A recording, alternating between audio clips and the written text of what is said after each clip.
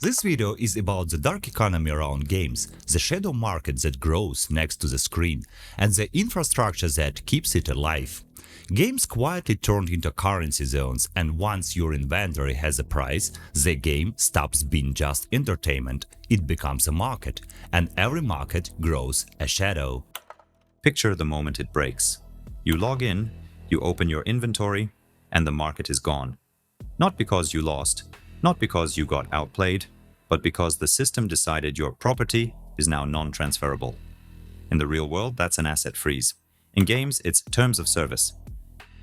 Most people think the dark side is just loot boxes and gambling.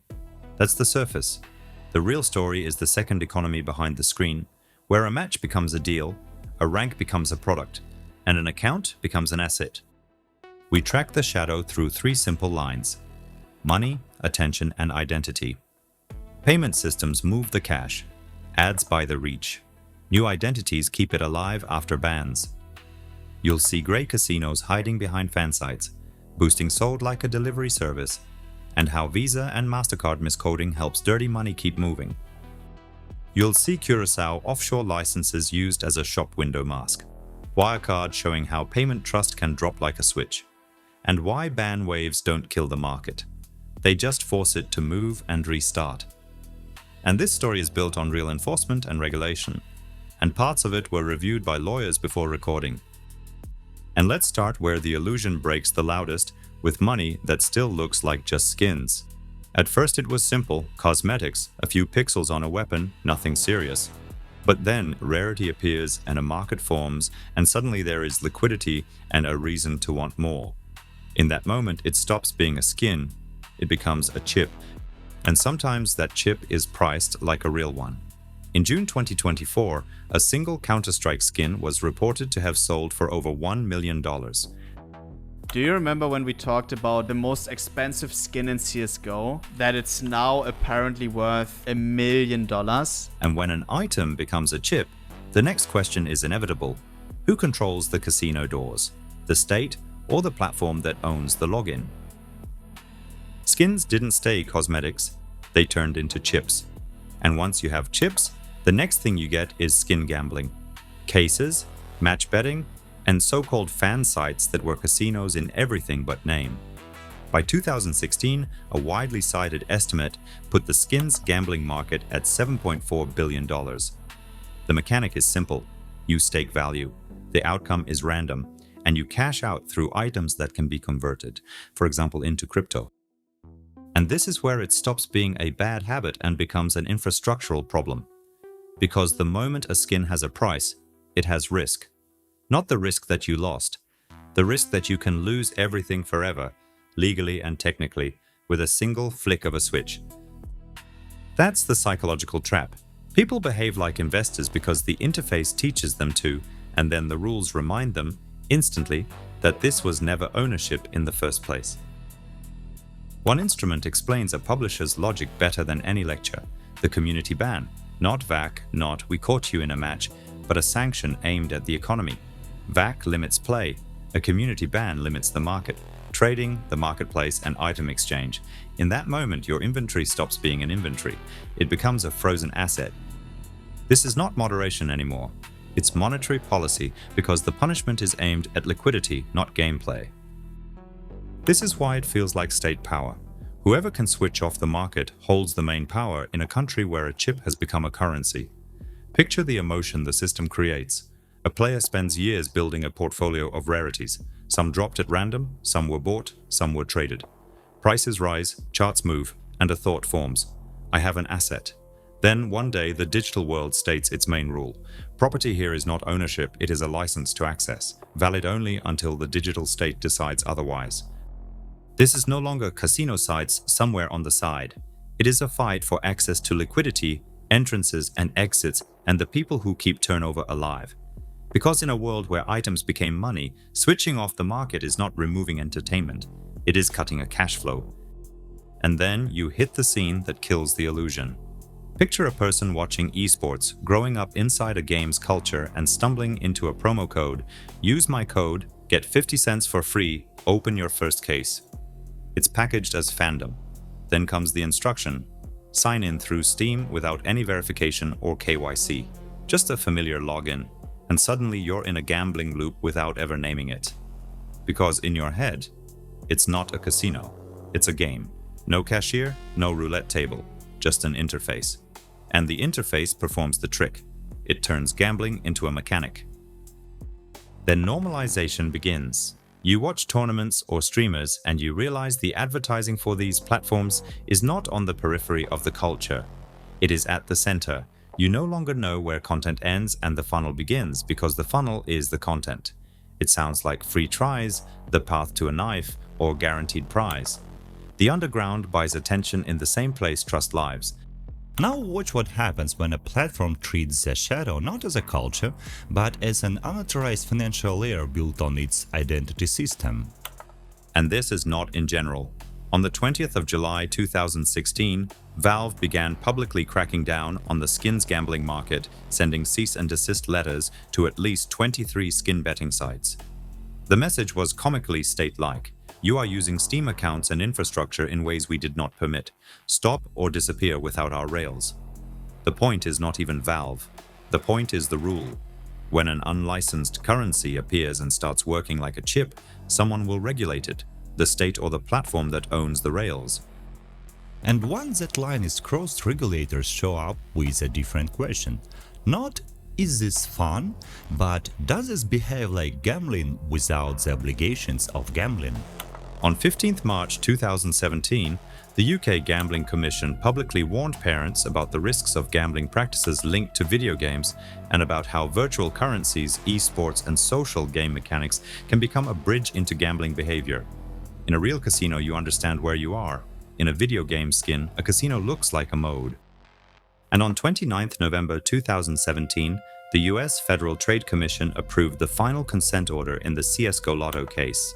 The essence was not only that it was a gambling platform, but how it manufactured legitimacy.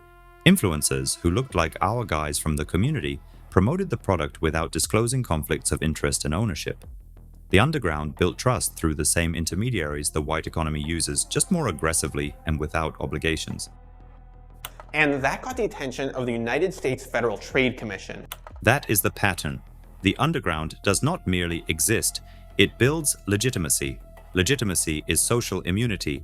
Technology can be patched, but trust is harder to undo. Because once trust is installed, enforcement becomes reactive. You can close one site, and the audience simply migrates to the next one that looks official enough. And here is a simple test. If a site shows no clear license and no clear verification, don't assume it's regulated. In gambling, licenses are displayed on purpose because they mean rules and accountability. If you can't see it, it's usually not there. This sounds like legal trivia, but it's actually the survival mechanism of the whole market. Without a plausible legal face, the payment system starves you. This is where one of the most effective legitimacy tricks appears: the license as a shop window. In the gray segment of online gambling, for years, a simple psychology worked. A site has the word licensed, a stamp and jurisdiction few people understand, and that alone makes a casino stop looking like a casino. That is why so many operators clung to the Curacao cheap offshore license model. For a mass audience, it sounded official, even when oversight and responsibility were blurred. At the moment, Curacao is the most popular jurisdiction for acquiring a gambling license in the shortest possible time. And the conclusion is simple. The underground survives not because it is smarter, but because law, especially on the internet, almost always chases reality with a delay. That is why the Curacao story matters. For a long time, the Curacao license was not decoration. It was a legal instrument that worked inside a world where national laws tried to govern global traffic, and borders existed on paper but not in a browser. In that collision, a gray corridor is born. Without a license, under many regimes you look like a straight criminal violation. Activity in the shadows. With a license, you begin to look like an operator that is formally permitted somewhere, and the dispute shifts from allowed or not into procedure. The cynical part is that the game often reduced to the shop window, not what the product does, but how it looks under a formal check, universal or local, whether it visibly calls a specific audience, how obvious the risk flags are, how neatly it leaves regulators room to say, this is not our territory. These requirements sounded absurd, yet they remained official precisely because regulation could not keep up with a market that learned to sell legitimacy the way it sells traffic. And here the shadow becomes a system. Because a license by itself does not give the one thing that matters, stable access to money. Formal legality in one point of the world does not mean you get rails in another. So the industry learned to build chains and buffers as survival. Where one flag closed a door, a second layer appeared designed to look more acceptable to banks and payment infrastructure. Here, license and compliance stop being moral categories and become access logistics. And this is the part that changed the tone of the whole story. In London 2024, ICE Gambling Conference and IGB affiliate recorded 52,000 unique attendees and more than 100,000 visitor days. That's not a niche hobby, that's an access market. Licensing, payments, affiliates, compliance, the organs of the system sold in daylight. And when access is sold in daylight, the shadow learns how to survive in the dark. Then banks and processing walk onto the stage, the people who decide whether blood flows through this economy or is cut off. Among the symbols of this era, there is one name that sounds like a warning: Wirecard, a bank and ecosystem that once looked like a door into the normal financial world and then became one of the loudest lessons in how trust in payments does not collapse gradually, it is switched off. But the underground does not disappear, it adapts. When a licensing regime changes, you're not watching bureaucracy, you're watching migration pressure, because whole business models depend on whether that shop window still works. In December 2024, Curaçao launched a new regulatory framework, effectively announcing a move toward more direct licensing, a reset of rules, and a departure from the old master license architecture as a universal umbrella. And that signal matters. When the old shop window starts to close and forces real licensing under new standards, some players go deeper into the shadow. Some search for a new shop window jurisdiction, some stay but learn to look more compliant. The underground runs on economics, so it always finds shells that work exactly until they are closed. Somewhere it is a marketplace with a slots interface. Somewhere it is sweepstakes, where free coins every 30 minutes create a legal illusion of free entry, and around that free drop they build an ocean of deposits, upgrades, near misses, loyalties, and free cases every day that pull a person back into the loop. The repeating rule is simple. In the shadow, the winner is not the one who plays better. The winner is the one who looks legal better until the next window closes. Loot boxes to be an ethical feature of your games. Kerry? Well, first, we don't call them loot boxes. I think that was Whatever term you wish to apply to them, do you consider them ethical? So what we look at as surprise mechanics. But I think it's important. When the industry defended loot boxes, it compared them to physical packs. Cards, stickers, blind buys. It sounds fair until you see the difference. In the real world, a pack is a thing you own. You can give it away, trade it, or just buy the exact item you want. In the digital world, you often get junk you don't need, and the system stays closed. You can't turn it into equal value. The exchange rules are set by the seller, and the bad drop becomes a push to try again. The paradox is that a closed system sometimes looks safer legally because there is no direct cash out and everything is in-game. But for the person, in value, it is often worse. You pay, receive junk, and cannot dispose of it like you could in the real world. The industry is not selling an item, it is selling a cycle. Some platforms quietly admitted the core problem is probability and forced disclosure. Apple's App Store review guidelines several years ago stated that apps offering loot boxes or other randomized purchases must disclose the odds before purchase. That is what it looks like when an interface stops being design and becomes a regulated probability machine. Apps offering loot boxes or other mechanisms that provide randomized virtual items for purchase must disclose the odds of receiving each type of item to customers prior to purchase. This is where Total Biscuit enters the story.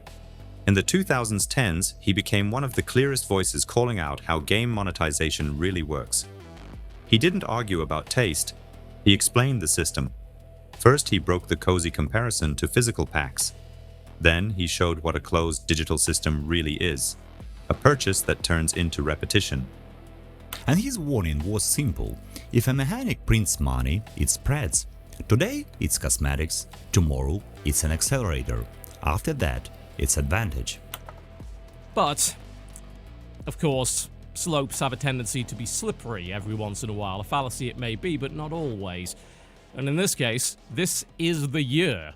This is the year when the idea of the loot box, which actually affects gameplay. Then power creep arrives and randomness starts to affect not how you look but how strong you are, the tempo of progress, advantages in matches. The formula is clear. If advantage can be bought, that is pay to win, even if it is small, because in a competitive environment, small becomes decisive. Next comes the harshest paradox. To make it feel fair, you often have to make it feel pointless. If matchmaking equalizes upgrades, then upgrades stop mattering. If it doesn't, money stacks power, and victory starts to feel bought. And once power is tied to randomness, the product is probability.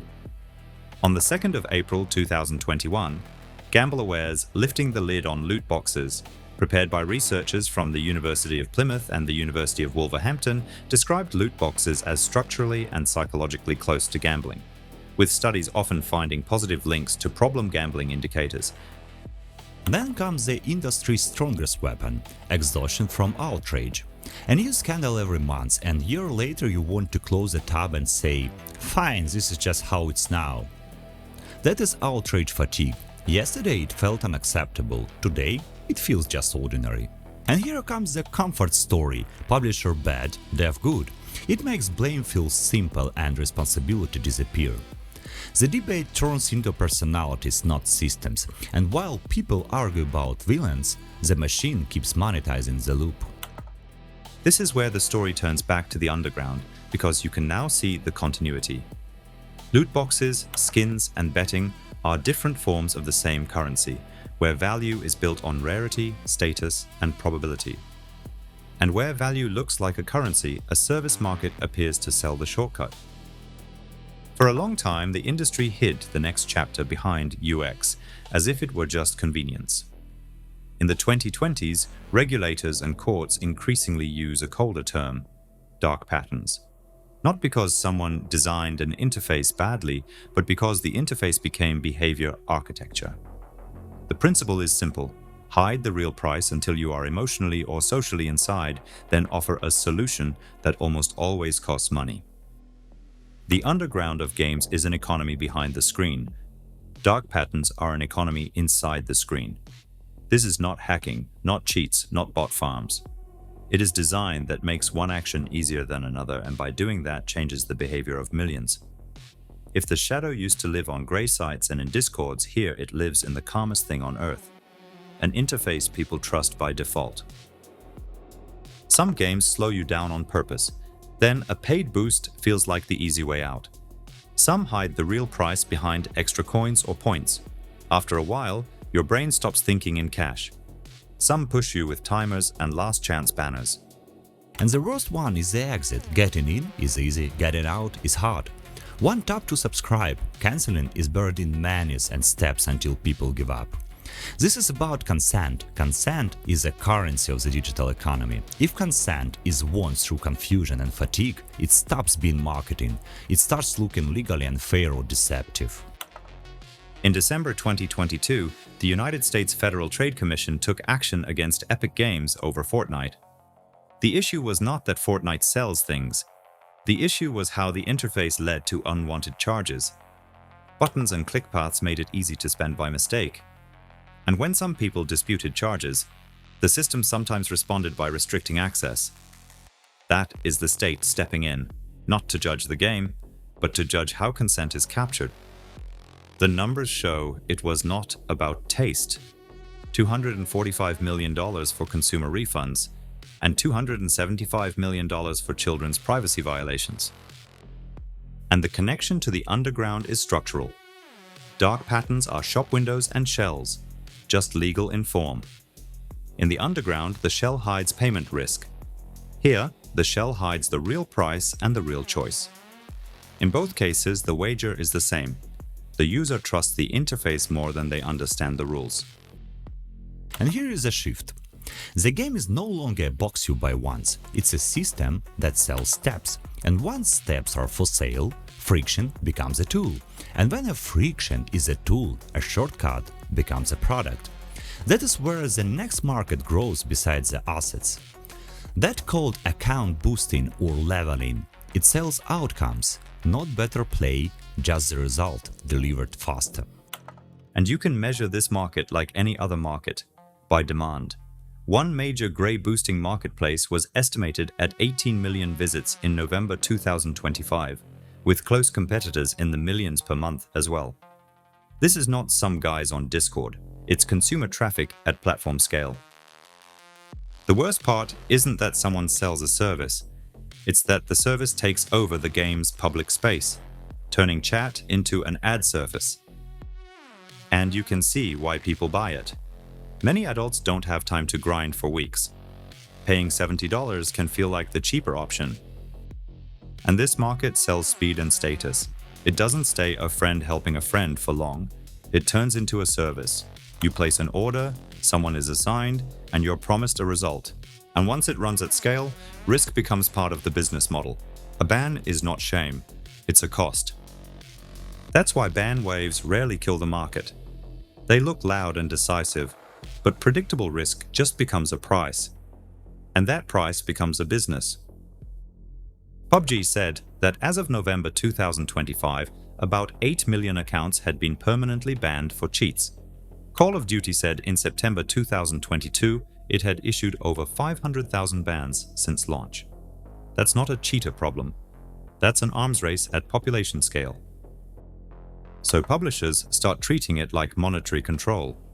On the 4th of August 2020, Blizzard published Actions Taken Against Gallywix and Gold Selling. The point was simple. Once a service becomes an RMT channel, it stops being help. It becomes a threat to the currency zone. Legally, it hits 3 doors. First, contract, breaking terms, account rules and usage limits. Second, copyright, using a personal license for commercial work. Third is competition, damaging fair play and good faith participation. And the market survives on cross-border gaps.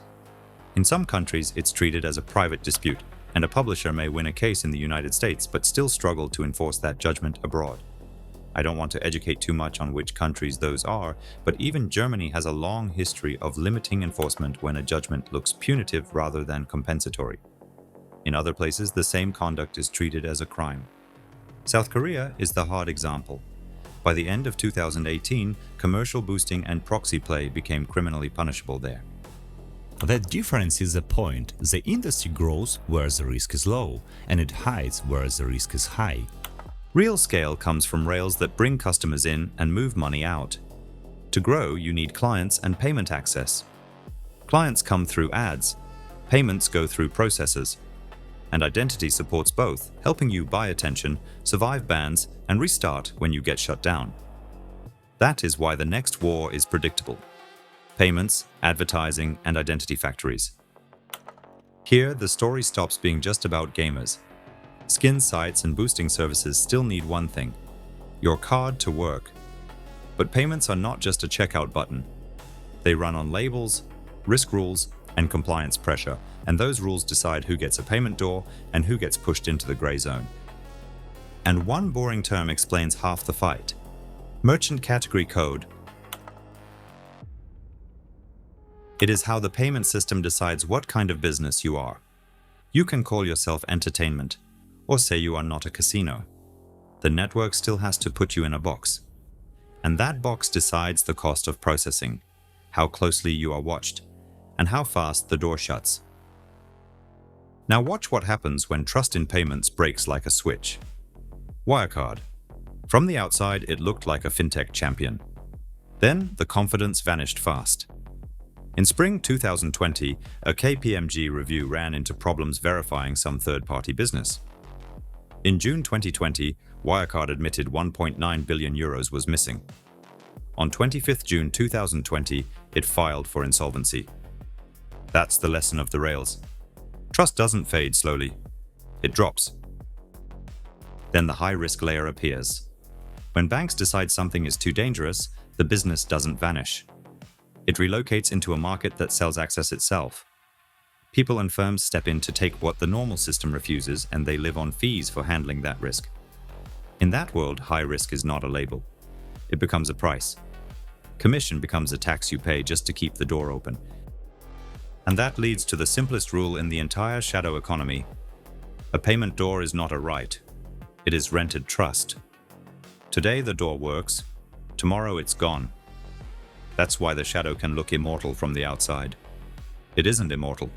It just moves faster than the shutdowns. And that is why serious enforcement rarely starts with random users. It starts with the rails. Because users can be replaced, domains can be replaced, and communities can be rebuilt. Payment access is harder to replace, and that is where pressure actually hurts. And the triad clicks back in. If payments are blood, the next artery is advertising. Even perfect rails don't make profit, unless new people keep flowing in. And the shadow buys attention the same way the legal economy does, because the legal economy built the best channels. When the underground wants scale, it buys traffic. But big platforms draw a line. You can't advertise that. So the underground doesn't argue. It looks for a way in. Take Facebook and Instagram. You can't run clean ads for skin casinos, boosting services, or cheat subscriptions. And moderation isn't one lock. It's a chain of doors. The first door is the ad account. The second door is funding it. An ad account has to be paid for, and it often doesn't live long. When it gets banned, it's not only the ad account that burns. The payment link burns too. The card, the account, sometimes the whole trail across the platform ecosystem. It's not just the ad that dies, it's the ability to pay.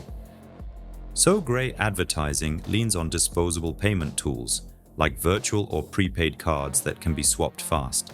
One works today, tomorrow it's flagged and replaced.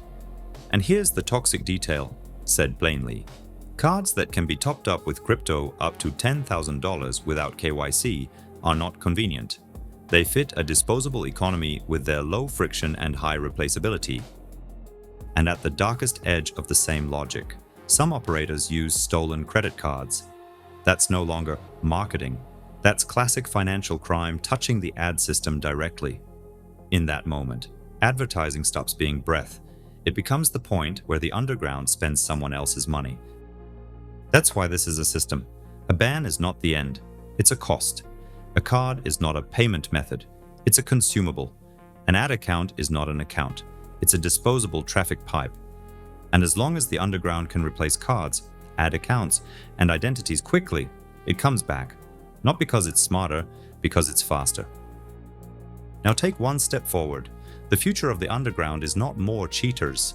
It's fake people, bots that look human, crowds that scale like software. We already have a preview. In an official Riot Dev retrospective, they said they removed 3.5 million bot accounts. And after Vanguard rolled out, botting dropped from over 1 million hours per day to under 5,000. That's the pivot. The enemy is no longer a character. It's a statistic. Because if you can fake a person, you can fake an audience. And if you can fake an audience, you can fake the payout. Yesterday, the underground sold shortcuts to rank. Tomorrow, it sells shortcuts to budgets. Not win the match, but win the allocation. And that's why the triad is not a metaphor. Payments are the blood. Advertising is the breath. Identity is the body. And courts are where the system can finally make the shadow expensive. Tools can be rewritten and domains can move. But legal liability is harder to dodge.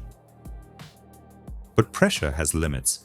Winning in one country doesn't always mean you can collect in another. In parts of Europe, punitive damages can be hard to enforce, and Germany is a classic example, as I mentioned before. And zoom out. Games are markets now. They run on status, numbers, and formulas that move money. When profit sits next to a formula, someone will try to hack the formula. If you are new here, this channel goes wider than games. I also investigate the hidden economy of fitness trackers, the semiconductor supply chain, and power politics, the Arctic as a new strategic battlefield, and the real-world damage the social platforms can cause. So a lot of what you will hear here is pretty unique on YouTube. It's research heavy and often hard to find in one place. So thank you for your attention and see you again.